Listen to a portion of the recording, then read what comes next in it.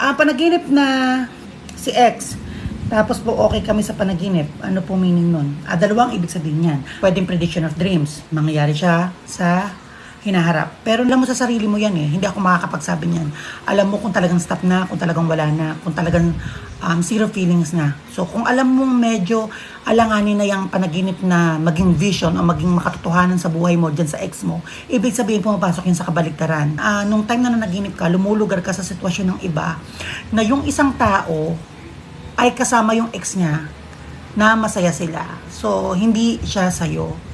So, aalamin mo ang emosyon mo. Sa kabaligtaran kasi, pag lugar ng sitwasyon ng iba, yung frequency na vibrate, na sagap, lumugar ka, yung emosyon niya buong buo, as in buo talaga, yung happiness, yung luha, yung sakit, pag tinitigok ka, kunyari ikaw ang gumagawa ng karahasan, ramdam mo ulit ka.